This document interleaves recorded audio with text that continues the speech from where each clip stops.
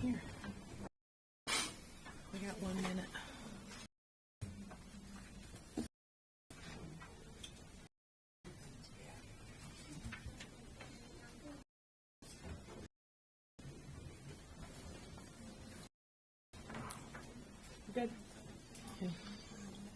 Good evening and welcome to the Town of Landis meeting. For those of you who are watching via YouTube, we are 15 minutes late. We had a special called meeting and have been an executive. And so we are having our scheduled meeting for tonight. At this time, I ask anyone able to stand and we will say the Pledge of Allegiance, a moment of silence.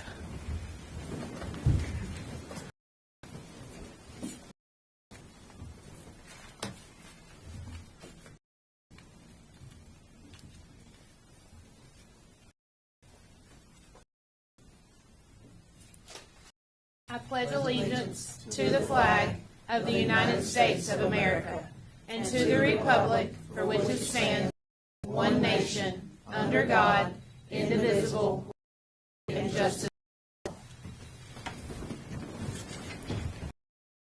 At this time, we will adopt the agenda. Do I have a motion for the agenda? Mayor, make a motion that we adopt the agenda for tonight. A second? Second. All in favor? We will move to citizen comments.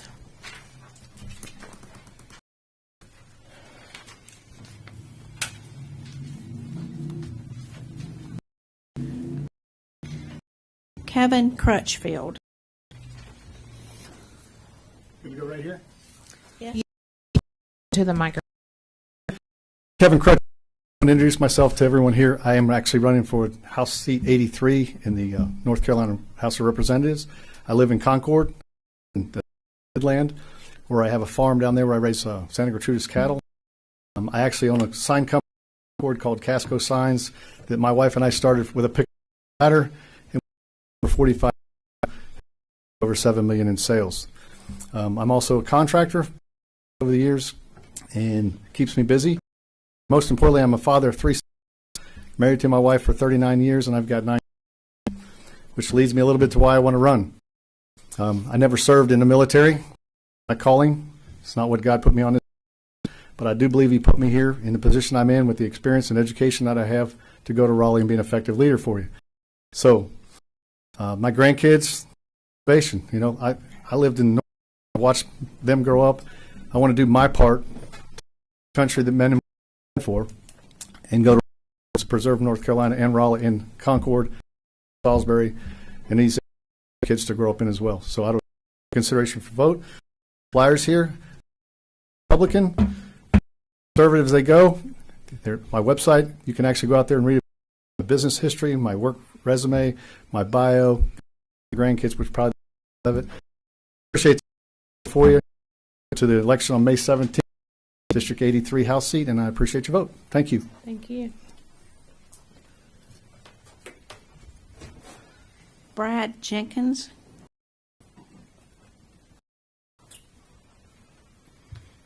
Thank you so much for giving me the opportunity to speak to you. My name is Brad Jenkins. I am also running for the North Carolina House District 83. I live just over the road here on Lentz Road. I've pastored Chapel Street Baptist Church on Chapel Street for years and years. And most of you know me already. I've been in the community for years, making an impact, trying to make a difference, serving the people of our community, and helping those who are down and out. And over the last couple of years, it's very apparent that in Raleigh there's some brokenness. Folks not working together, and we need somebody who will actually make an effective difference communicating the needs of our city into Raleigh. I am a veteran. I served 6 years in the United States Army. When I watched those planes hit the towers, I resolved the soonest I could legally raise my right hand and swear an oath of allegiance to the Constitution. Joined the United States Army. I served as a crew chief of the Black Hawk. And then the Lord called me to the Army and pastoring, serving, and planting, and effectively turning over churches, running over 100, planting 3 different churches. Been in the community just trying to make a difference, to listen to people, to actually see where to help people. As I had mentioned, I live just in the community. I love this community. Our family lives in the community, and we want to go to Raleigh and make it for the people here. This district is an incredible, beautiful district. And Eastern Cabarrus County, a little bit more my family. I got 5 kids. If you didn't know anything else about me, you knew I could handle conflict resolution with 5 kids in one bathroom. And so with that being said, it's time for leadership that listen to people. We've got a lot of people who clamor about, I want to be a leader, but it's time for us to get a public servant. My entire life, I've been a public servant trying to make a difference for our community. And so with that, so much for giving me the opportunity to speak to the Honorable here. And Mayor, thank you very much. Thank you. Next. Nadine Cherry.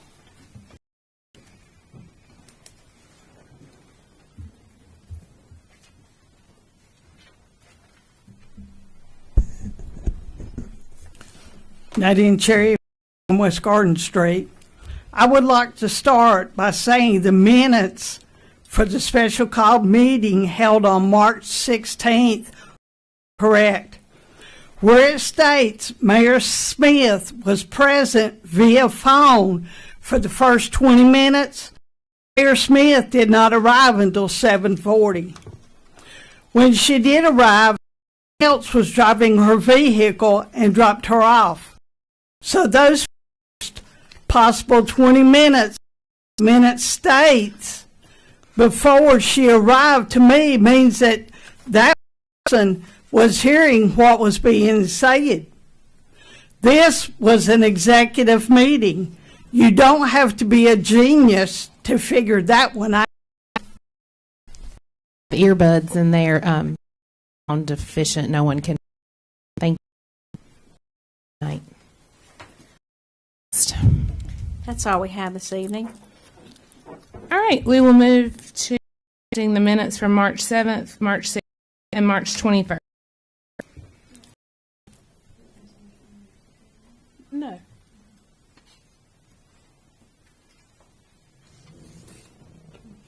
She said, do you want me to amend it from 20 minutes to 40 minutes? In 20 minutes.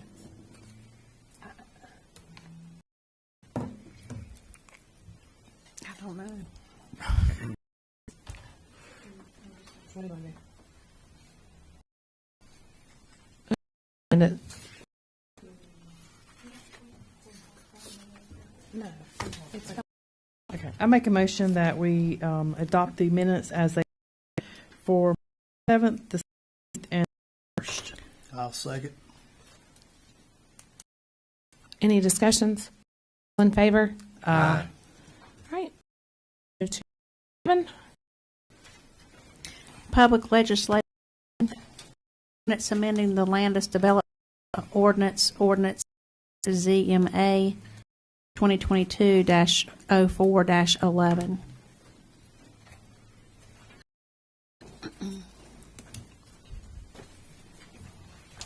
Thank you, Mayor. Thank you, members of the board, members of the public, and staff. I want to give you a brief overview of the test.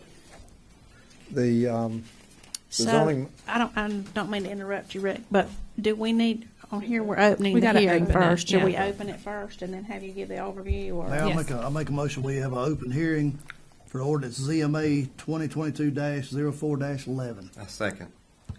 All in favor? Aye. now, Mr. Here he is our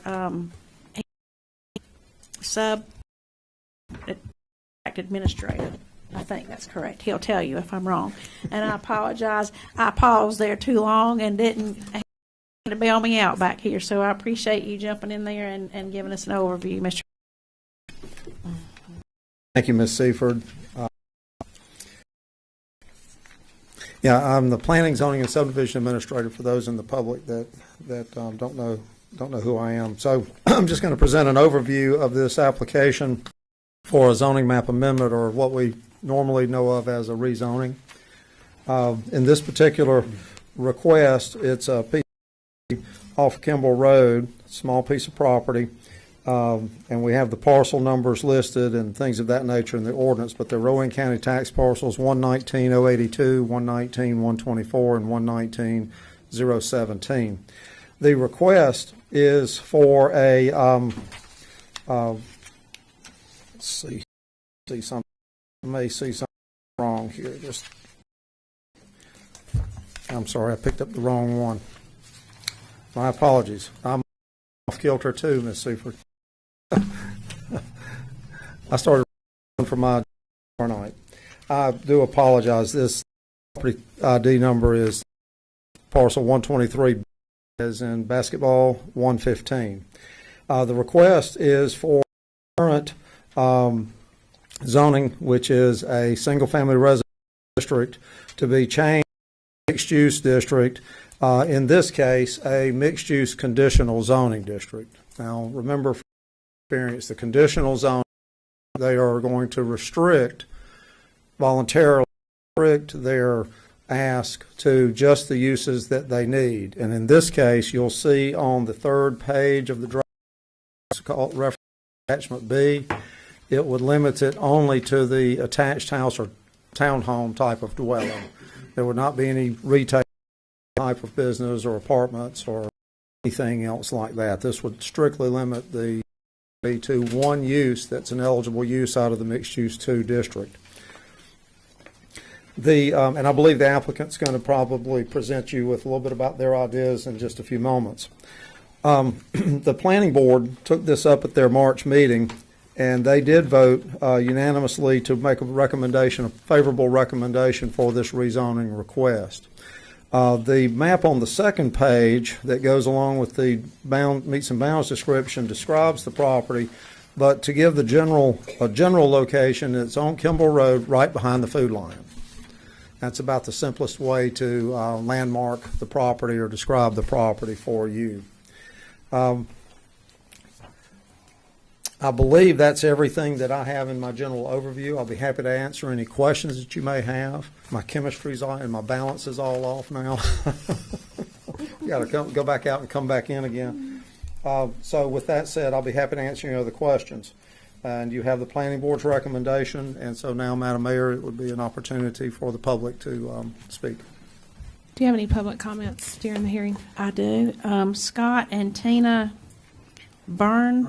Okay, I'm sorry if I mispronounced it, but Are you ready for us to? Yes, ma'am. Yes, ma'am.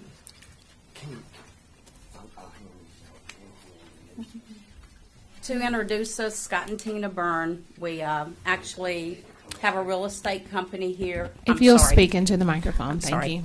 We have a real estate company here. We've been in the area in real estate for about 23 years. We work in a lot of the smaller towns, Concord, Kannapolis, China Grove, Landis.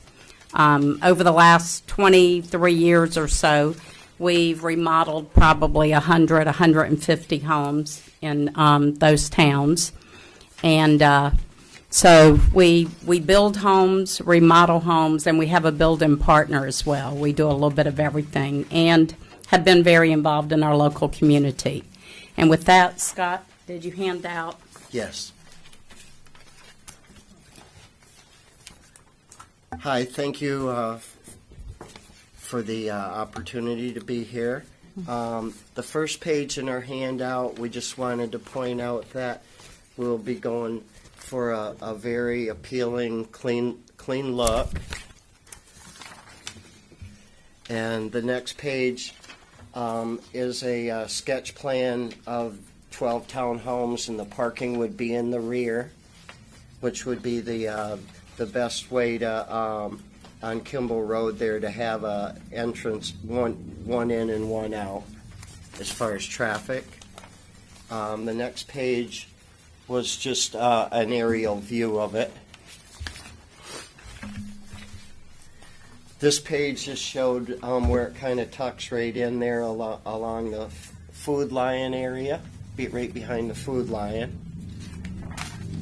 And then this next page this is the highlighted lot right here. This is all Food Lion, and we highlighted that all of this along Main Street right here, right near it, is all MU2 zoning also, so it would be consistent with the area.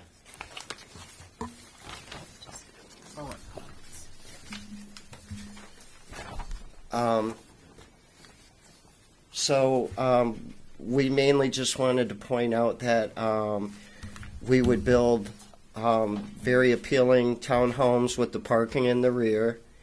The MU2 zoning is already very near it, right there on Main Street. It's compatible with the surrounding area, being next to the Food Lion and just off Main Street. We would be required, I know, to put in sidewalks, so you'd have sidewalks for walking and bike to businesses and services. One entrance and exit driveway is the best application. There is city water, Landis water and sewer available right there on Kimmel Road. And it would give a positive impact to the town of Landis to add affordable homes and ownership for 12 families. And it is reasonable because it supports for the growth and expansion of neighborhoods to support the local economic base of the town of Landis. All right, thank you so much. Do y'all have any questions? No questions. Okay, thank you. Nadine Cherry.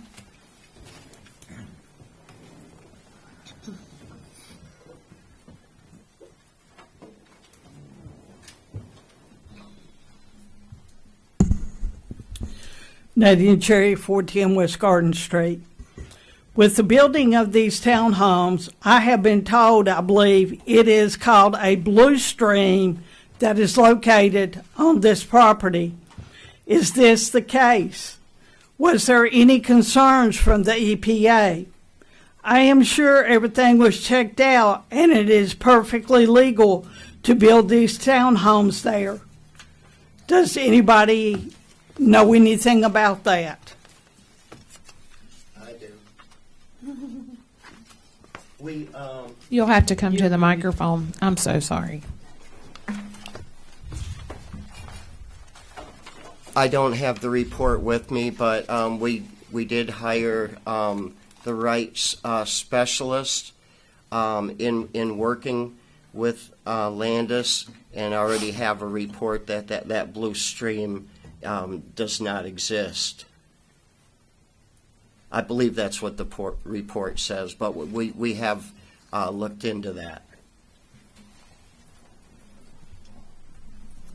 Okay, that was what I was wanting to find out. So if it's been checked out, then I say good luck.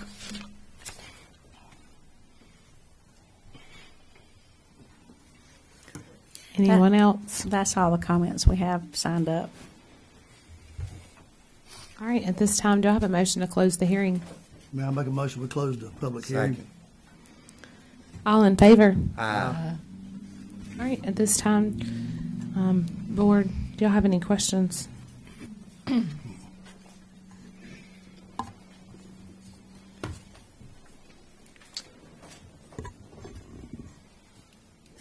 All right, so I will make a motion that we consider making the adoption of ordinance ZMA-2022-04-11. I'll second. All right. All in favor? Aye. Motion passes. Thank you. Okay, at this time, we will invite the fire department and for a risk review award.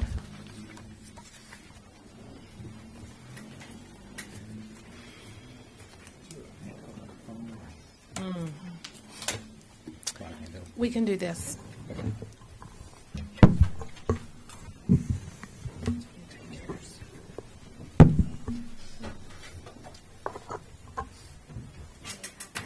I think everybody can hopefully hear us with these.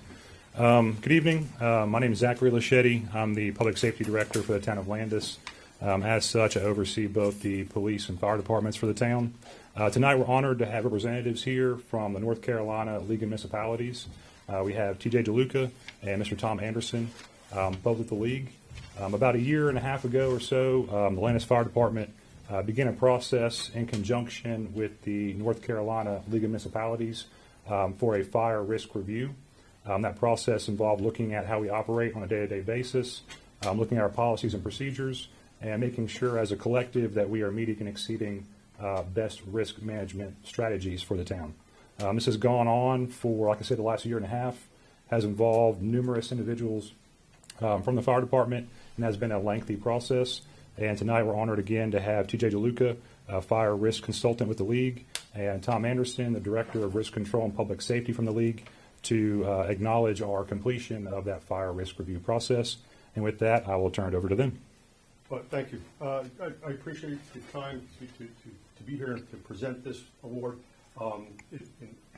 Actually, this is the first in the state that we're presenting, so we're very pleased that Landis had the fortitude to continue with this and the ability to make the corrections to reduce the risk to the firefighters, their community as a whole. So we're very appreciative that the director took such an aggressive stance in correcting that. This program itself is relatively new, just about 18 months old, and we've learned a lot from people like the director, and so other municipalities can equally benefit from them. Tom Anderson is the director of risk control, and he's a past police chief as well as public safety risk consultant that does the same type of assessment on law enforcement. Collectively, the league has seen a drastic reduction in incidents and claims as a result from law enforcement upon completion of this program. When the league started that program about 7 years ago, 8 years ago, it was the first of its kind in the entire country. Now just about every single league of municipalities or league of cities around the country have a very similar program to what the North Carolina League has started. It's certainly my expectation that what we're starting here on the fire side will be the standard for the rest of the country. When the director speaks about the process and the steps that were needed for this to be completed, it was not at all a small task. We required a lot. We asked for a lot of hard questions, and we were able to get them, and we're very, very grateful. I think, as employees and citizens of Landis, you should be very impressed with the dedication and the hard work of not only the director, but the full staff. I think it's outstanding.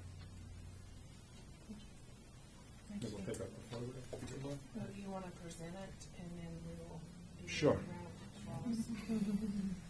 Thank you.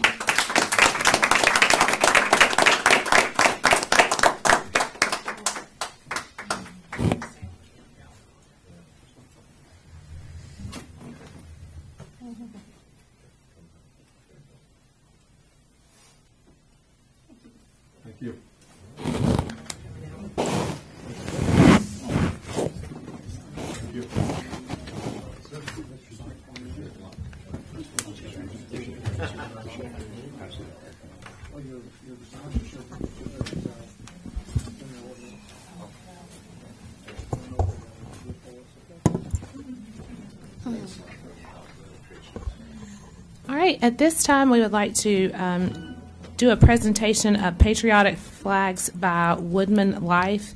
We would like to invite Ms. Megan Young and Dr. James Shaver from Woodman Life up to make a presentation to the town of Landis.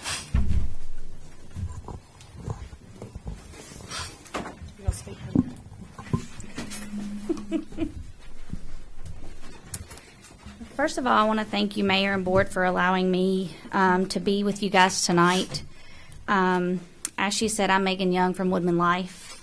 And on behalf of Woodman and Chapter 111 from Landis, what Woodman Life's common bond is the love of family and community. And we support the community and country, guys. And for that, we just want to present these patriotic flags and welcome banners to the town of Landis. And just thank you guys for letting us come and present these to you tonight. So thank you so much for letting us be here tonight. Thank you.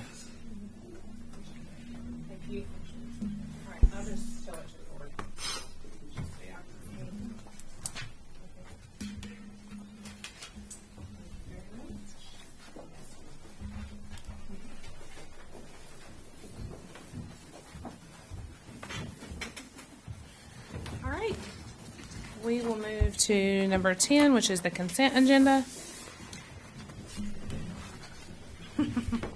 The consent agenda tonight is fairly long, and I just have a couple of things. I'll run through those quickly, and then just a couple of things that I want to expand on just a little bit.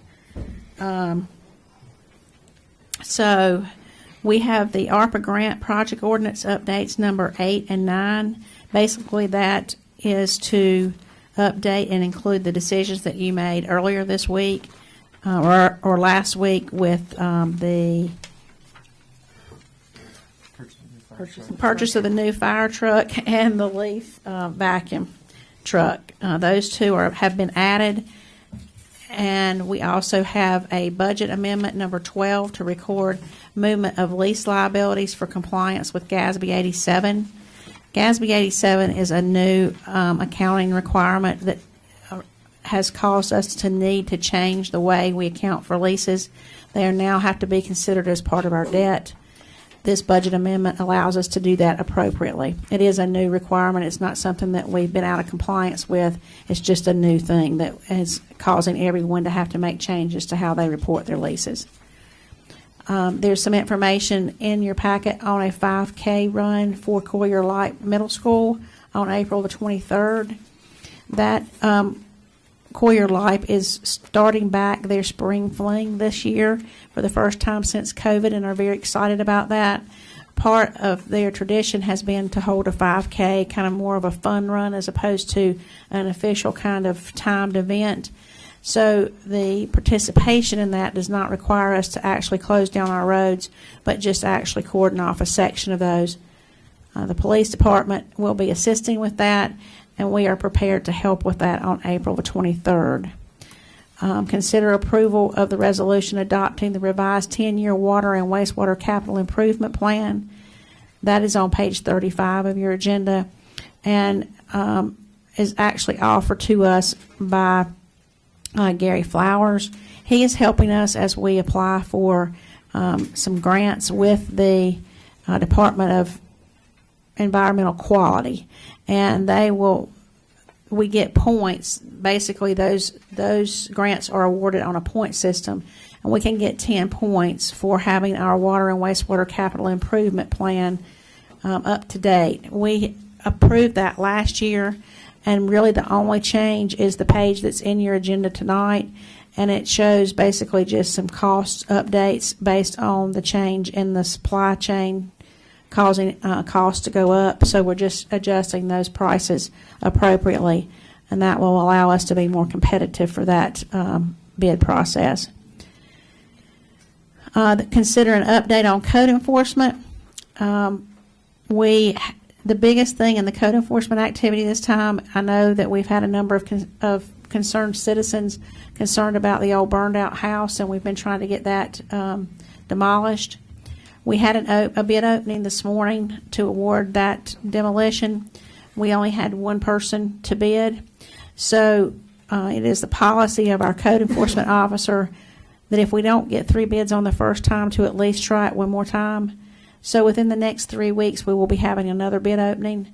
And at that time, hopefully, we'll have more folks to participate. If we don't, we will move forward with the bids that are offered at that time. We have a new budget calendar on page 48. I would encourage you to look at that and make sure you're okay with those changes. We also have a Department of Transportation speed limit change on Mount Moriah.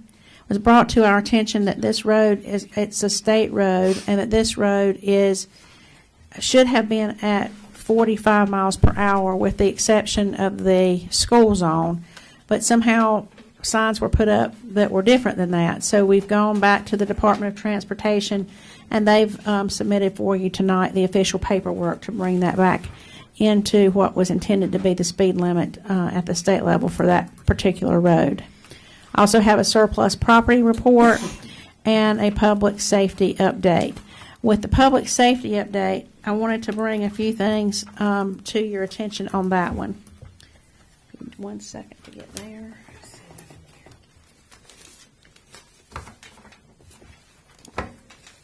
So I just wanted tonight to commend our public safety department. We have challenged them with being more involved in our community. And so tonight, I would like to highlight in the report a couple of upcoming events that I would encourage our citizens to support and come out to. On Saturday, April the 30th, the police will be participating in a DEA National Prescription Take-Back event. So citizens are welcome to drop off any prescriptions that they might have that they don't want, that they need to dispose of appropriately at the police department. We do have a box there regularly. Anytime that you want to dispose safely of your prescription drugs, you're welcome to drop them in the bin there. On May 3rd, we will continue our Coffee with a Cop program at 11 a.m. at the French Express. We would encourage citizens to come by, share concerns, ideas, or just meet our police officers from both Landis and China Grove. That's an event that we partner with them to provide each month. On May 6th, coinciding with the Cruise In and Car Show, this is something I would really encourage our folks to come out and bring some canned goods. We will be promoting a Stuff the Trunk or the Truck. So if you will bring your canned items and either put them on the fire truck or in the police trunk, we will be submitting those to the Salvation Army food pantry. One Saturday in June will also be determined to be Smoke Alarm Saturday. Fire will be providing and installing smoke alarms for those in need. That date has not been determined yet, but that will be coming up in June, so please keep that in mind. And on June 14th, from 2 to 7, we will be having the first blood drive that I know of that we've had as a sponsored event since I have been here. The police are encouraging everyone to come out and are sponsoring that blood drive for both employees and citizens. We'll be bringing more information to you as we get closer to that. But that event will, the blood drive is important. It's to a point that they are needing donations enough that I think they're probably offering $20 gift cards. So anybody that would like to come out, that will be one of the gifts that will be offered by the blood drive. And then National Night Out has been determined. It will be August the 2nd from 6 to 9. We're going to have a long ways to go to improve over last year's, but we're excited about the opportunity to do that again this year for everyone in the community. So I just want to say I'm extremely proud personally of our public safety teams for their engagement in the community and for being so involved and proactive about sponsoring events and bringing attention to needs within our community. That's all I have on the consent agenda for the evening.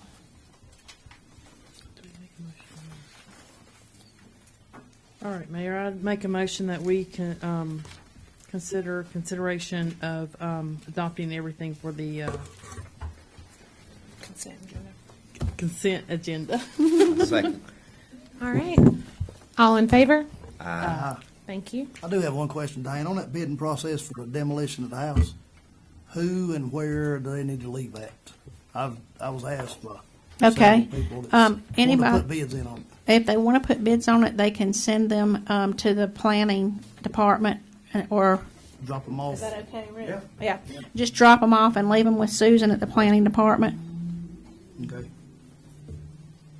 We actually sent out 10 offers for folks to apply, and we only got one back. So I'm excited to hear that we have some other. I've had a call today as well, so hopefully we'll get more participation for our next opening.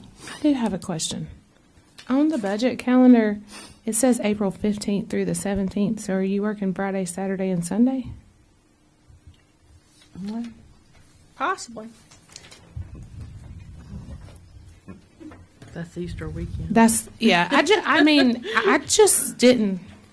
I don't know. 18th's tax day. Yeah, that's Monday. My apologies. That's a It's typo. okay. I just- the 19th through the 21st. Would that work for the board? I think that's when we're actually, that's when we're meeting with them, right? When we're meeting. Yeah, that's what I needed to know when, yeah. Right here. It would be the 18th and 19th, right? Let me get back to that page.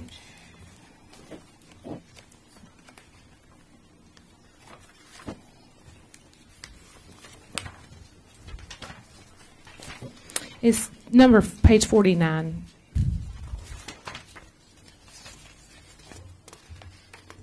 So those are really the meetings with Chase and I between the departments and us.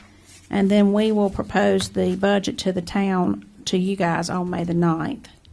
I think that. So we don't have a workshop prior to it? We have not had a budget workshop prior to it in the past. If that's something you want to add, we can certainly do that. We typically bring you the proposal and then we do the workshops to discuss how you would want to make any changes to that. Okay. I thought we had it done. I don't know. I thought we had already approved one thing. And do you have your calendar? We had put it on a Monday and a Tuesday from 3 to 5, and if we needed more time, we would go into a Tuesday. You know I what I'm think talking that's about? the May 23rd and 24th. So it was May, not April. No, this is a budget. This is a calendar revision. There was a previous calendar. Yes, Which and is- in that, it was in April, right? Yeah. Yes. Okay, so we're just moving it to May. Yes. Correct. Okay, Yeah. but and those dates were this weekend. That's why I was like so confused. Obviously, I mean, you're not working on Friday and Saturday and Sunday, right? No, I'm not. No, Okay. we're not. I just wanted to make sure. So that's technically the 18th and 19th. But those are not ones that involve the board. I understand, but we just voted on it, and so if somebody goes back and looks at it, I just wanted to make sure that we have it, the correction. Okay, 18th and 19th. correct. Okay. And then ours is the 23rd and 24th on a Monday, Tuesday. We're off on Friday. We'll be here Monday and Tuesday. And ours is the 23rd and the 24th. Yes, ma'am. Okay. Are we going to use the same time? 3 to 5? 3 to 5? Yes. Okay. If y'all are good with that. If Yes. not, we can move it around. Yeah, and on the 24th, because we have a passive park meeting that afternoon. That's April. Oh, never mind. Never mind. That's up April, not May. Never mind. Sorry. I was thinking April in my head that we were meeting with them, but I guess it's moved. All right. Moving on. We will go to number 11. Number 11 is consider approval to apply for a Kubota grant. The board has expressed in the past that they would like for us to bring to you any grants that we would intend to apply for. So this would be the first opportunity we've had to do that. We would like your permission to apply for a Kubota grant that would give us $100,000 to use in our park program. We would like to use it at the Coyer Wilderness Park to expand our playground to include a challenge course for older children. The new playground is being used a lot and was a huge hit on Saturday at our Easter egg hunt. And we would like to be able to expand that. We've had a number of children that have shown up and with their siblings, and the siblings maybe have outgrown the playground that we have there currently. If we win this particular grant, we would have the opportunity to expand it into a challenge course for the older children. All right. Do I have a motion? I'll make a motion we apply for this grant. I'll second. All right. All in favor? Item number 12 is consider a pool update on repairs and a proposal for the summer program. This evening, we have Jessica Stamper here with us. to provide that for us. Thank you for coming, Jessica. Oh, yes, no problem. Good evening. We've got a quick update on just the repairs for the pool. This past Saturday, they started working on the concrete. What they needed to do was go through where all the ladders were in place, handrails, guard stands, and make sure that all of that concrete was cut out and replaced so they can be anchored back in safely. We were having some breakage happening. So all that is, I think, almost complete. They just have to go back now and put the handrails and the ladders. So those repairs will be done this week. Then the week after Easter, we'll get the water back in, and it won't look the way it looks right now, and start the chemical process. Hopefully after that, if there's no additional mechanical issues, all the state inspections, are complete and satisfactory. We do have our normal projected opening date for Friday, May 27th. That's Memorial Day weekend. As of right now, also, we are still looking for guards and attendants, so we still have the hiring process happening. We're fully, we're not fully staffed yet at the moment, so the paper you have in front of you shows our hours of operations if we become fully staffed. So hopefully nothing will change as far as when we're usually open, which is Monday through Fridays, 10 to 8, Saturdays 10 to 6, and Sundays 12 to 6. But I did just want to bring this other schedule to your attention, because if this ends up being a possibility, I just didn't want it to be a surprise for everyone. But suggested hours with a limited staff, we're looking at Wednesdays through Fridays being open 10 to 8, keeping the weekend hours Saturday 10 to 6, and Sunday 12 to 6.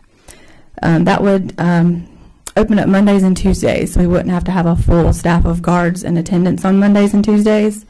However, to still continue to bring in some revenue on those days, we could use those mornings to open up the pool for swimming lessons.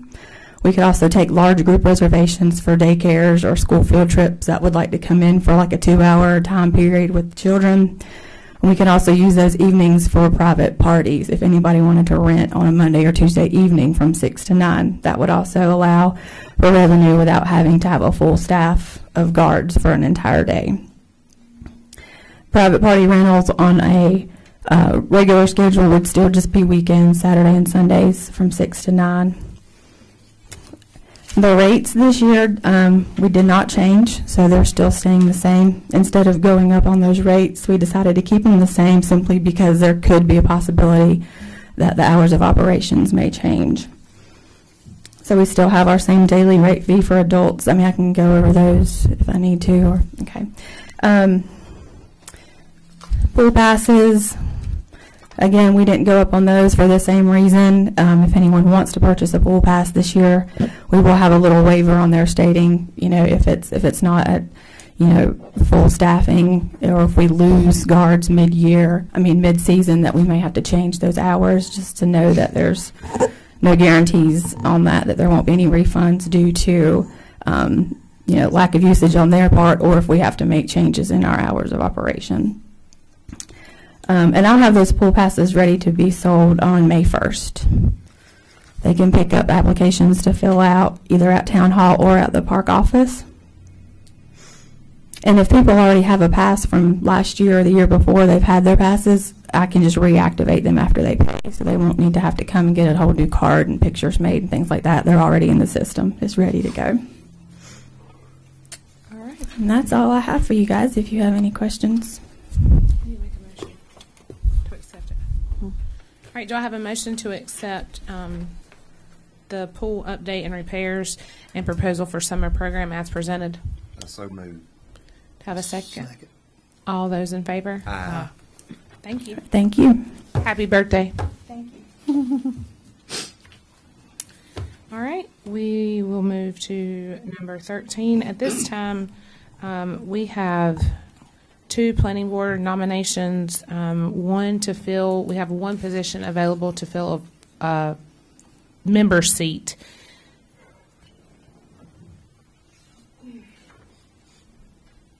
Sorry, I thought I was going to sneeze. That would be Mr. Scott Fall And then for a alternate seat would be Roxanne Barnes. Any questions on that? Barnes, yes. And Fall is FAW. Do I have a motion? I make a motion that we accept Mr. Falls and Miss Burns to the Planning Board Committee. Second. Any discussion? All in favor? Aye. Thank you. You meet tomorrow night? 6 o'clock? 6 o'clock. Okay. We need them sworn in. Okay. Just make a mental note and let me know if I need to be there. Okay, we will move to consider a website update. So tonight, I want to personally thank Amber Levi, who is our town clerk and our personnel director, for all the hard work she's put forward in the new website design. She has an update for us this evening. As many of you know, I'm the HR officer, town clerk, and also the project manager for the new town website. Many municipalities have a dedicated communications manager that oversees these types of projects. Unfortunately, us being a small municipality, these projects fall on the shoulders of those of us who wear many hats. When I volunteered for this project, no one on the leadership team really knew what to expect in building a new website. We quickly learned that this was more than a copy-paste from our old website. Each page that the citizen clicks on to view would need content written and images selected. This ended up being over 100 pages that needed attention. A lot of thought and consideration went into each page in order to create an easy-to-navigate site for our citizens. This was a very time-consuming project and one that I could not have completed without the help of our leadership team. I'm happy to say that we are in the final days of completion of the new site. The final draft of the website will be turned over to our hosting company this week. They will work to secure the .gov domain for the new website. Once that is complete, we will do our final checks and release it for public view. Once the site is released, please be aware that there will be a few areas that will continue to be updated. We will be migrating all the meeting minutes to the new site. It is also a very time-consuming project and will be completed in phases. More than likely, we'll do it by year. I think our current site goes back maybe 10 years or so, so it'll take us a little while to get all those moved over. I'll also be working with the new town clerk software company to migrate the past YouTube videos to the new website so that those can be archived. That will also be hosted on the site. The board meeting minutes, videos, and agenda page will be under construction until the migration is complete. I'm happy to finalize this project and hope that the citizens of Landis know that a lot of hard work went into ensuring that that a lot of hard work went into ensuring they have a beautiful, easy to navigate town website where they can find the information they need quickly and efficiently. So I Thank hope you so much. by the end of the month it should be ready to go. Thank you. I can't wait to see it.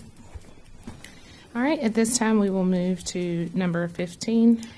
Number 15 is an update on your road paving. So I know that everyone in the town of Landis is anxiously anticipating new paving for our roads.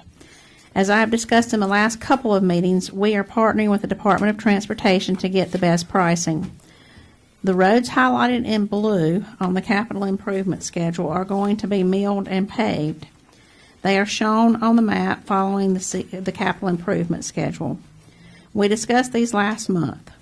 John Ryan, DOT engineer, and I have been working this month to get additional sites added.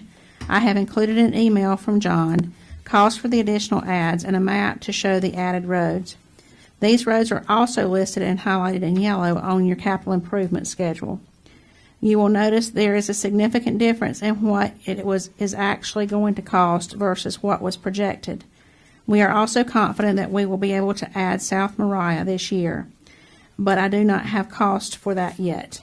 We originally planned $449,000 for paving with this DOT contract. If South Moriah comes in as projected, which is very conservative, I mean, it won't come in higher than that. It should come in lower. So on the conservative side, we will have a favorability to budget of $114,000. What that basically means is that the DOT contract came in even lower than SEPI projected it to come in, and that we will have $114,000 to add to our next project. So, in addition, we have been invited to participate in the next DOT contract that will be bid in the fall. I will bring you a recommendation for roads to include in that project scope next month, and we will add the $114,000 to that, along with what we will get in POW bill money next year.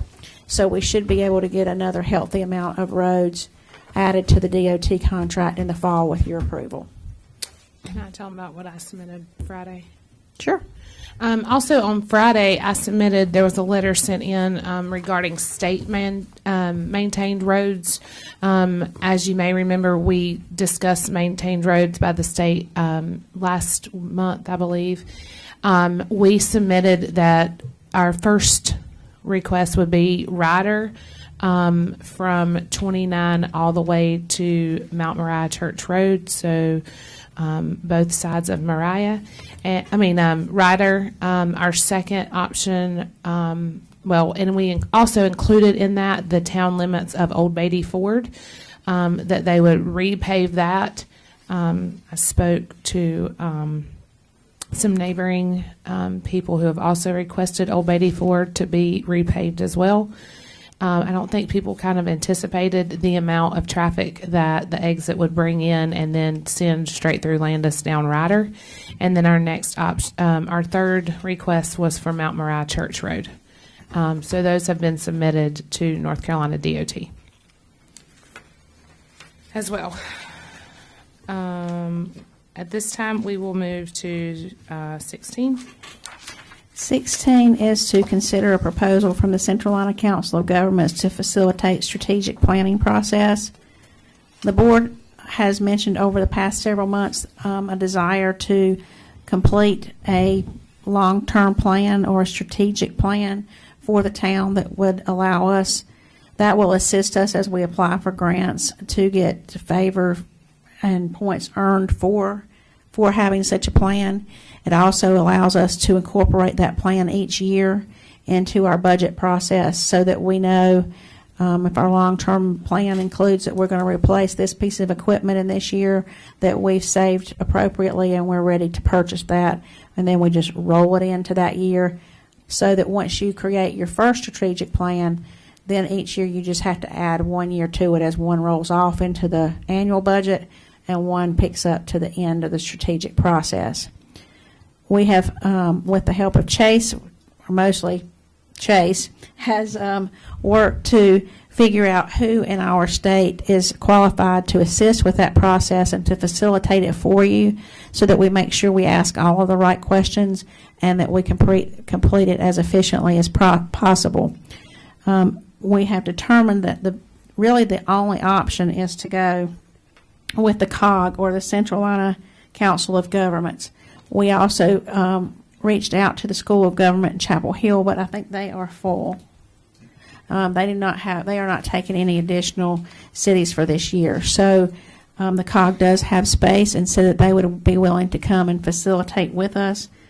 The process is outlined for you in their proposal, and the cost is $20,000.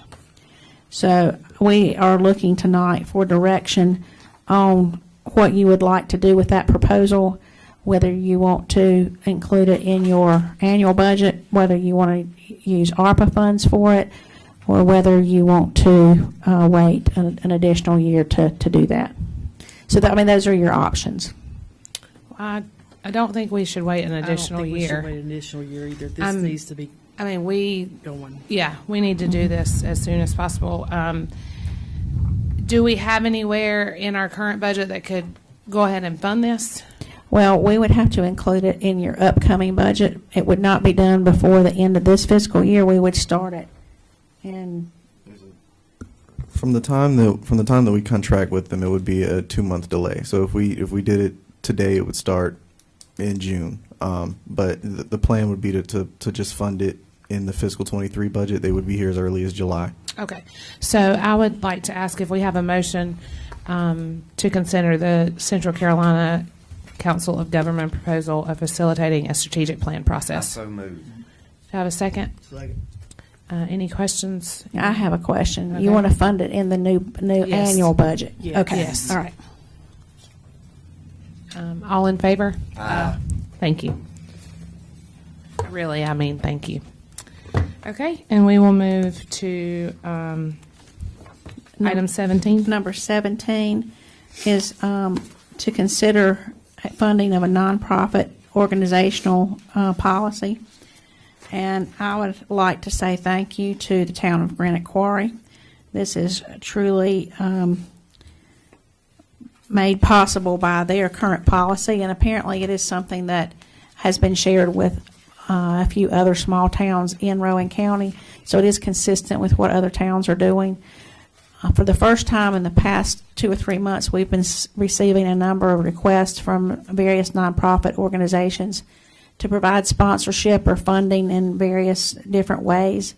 This policy sets out a way for you to do that and be consistent, and it also comes with an application process so that anyone requesting funding would fill out the application, and then it would be easier for you guys to just navigate as to what you want to do with that.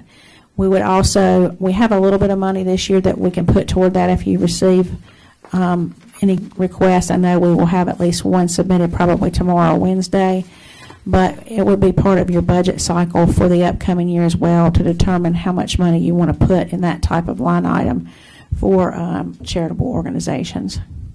Would this be on top of additional services like for the fire department and police department? I'm not sure I understand. So like if the police department or fire department were needed to direct traffic or anything of that for these groups, the money would be an additional. I think this is just monetary. Like when they come in and ask for us to make a donation, we had the prior one who asked for $1,000, and then we decided that we weren't giving a monetary donation. Yeah, I'm not really for this. It's just, I mean, we're trying to be good stewards of the town's money, and I feel like we're just handing money out that we shouldn't be. What's Grant Quarry's policy? No, not to exceed more than $250. So that if anybody, and you don't have to accept it. I mean, I think we're just asking tonight to adopt this policy, correct? yes, to where they know they have to fill this out. This policy as written.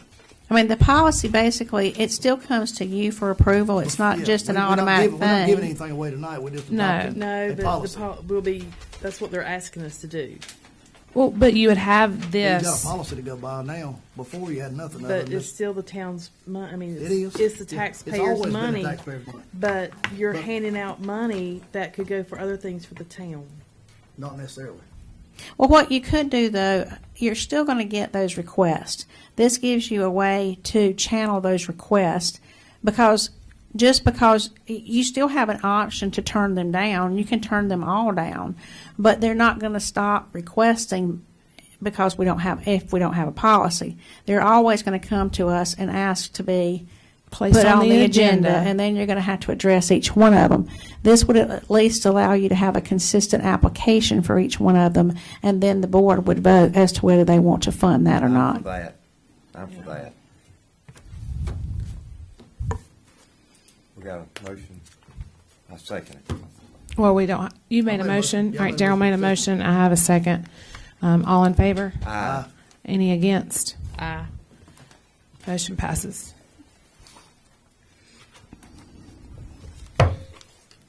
You also have, tonight, I'm going to hand out to you our finance report for this month. Chase has been extremely busy this month getting all of our grant materials ready to submit, the budget ready to go, and I am just thankful he is here and still here with us even after this month that he has had. So he put this together for you, and I hope you'll take a look at it. If you have any questions, you're welcome to call us any day this week, except for Friday. We won't be here.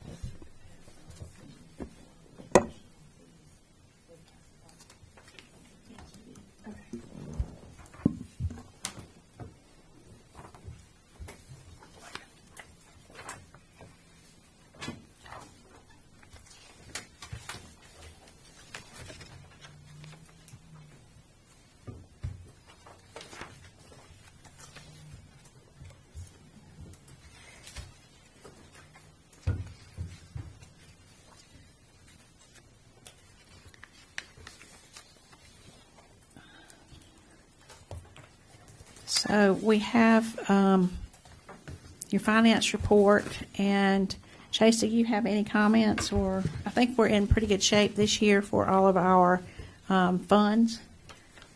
We're looking like we're going to be okay.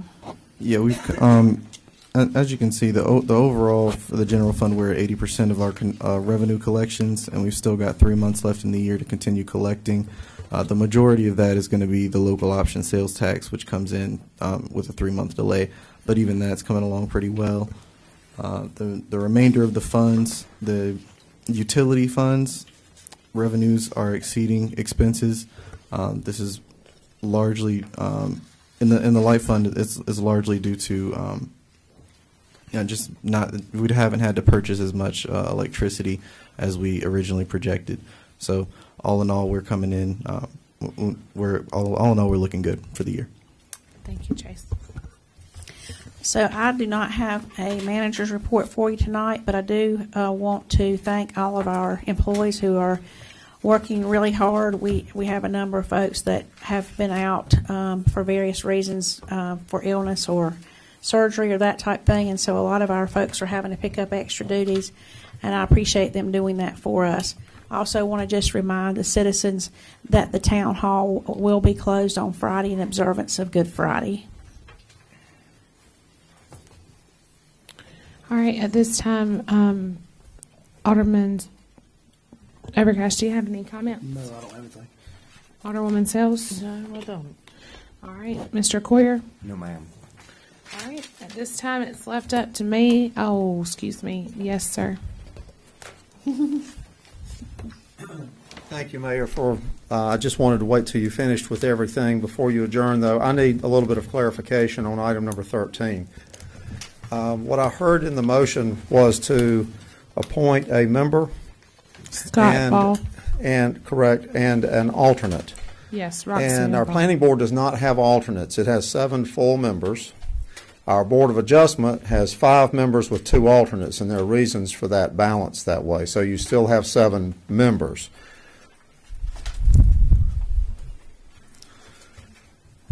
We thought that we had 7 members and 2 alternates, and that would create 9. Did that change? In the ordinance, we changed that to 7 straight members because you don't need alternates on a planning board. You only need alternates on a Board of Adjustment. And that's why we set it at 7, because you were having a lot of vacancies too. So that was that part of the LDO? Yes, ma'am. So Mr. Fall will be our 7th full member. It'll be full with him.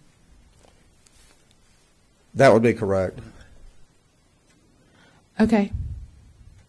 Then we can appoint Roxanne to the Board of Adjustments as an alternate. Yeah, you can have as many alternates actually as you want on the Board of Adjustment.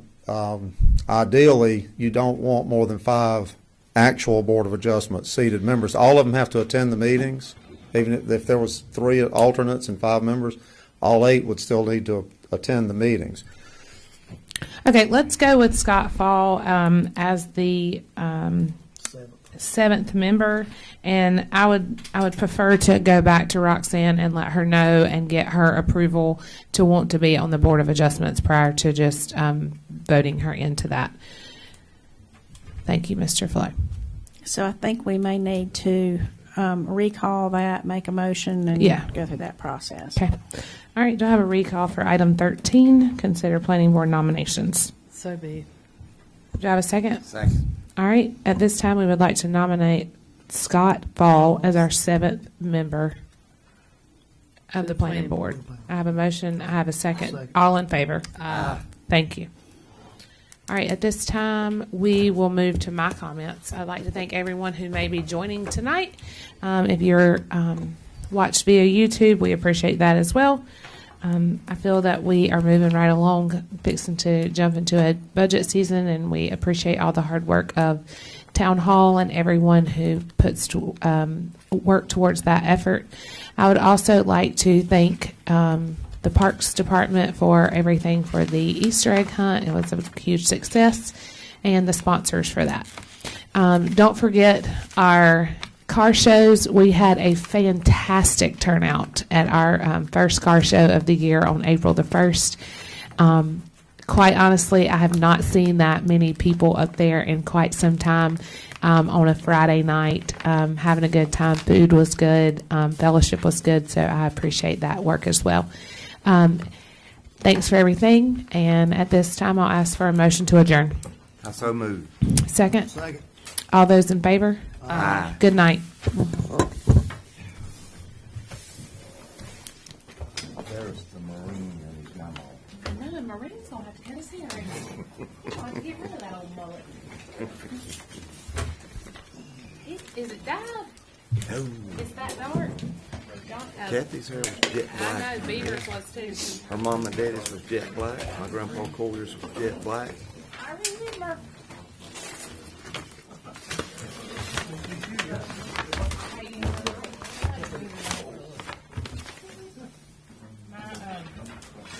My stuff won't fit.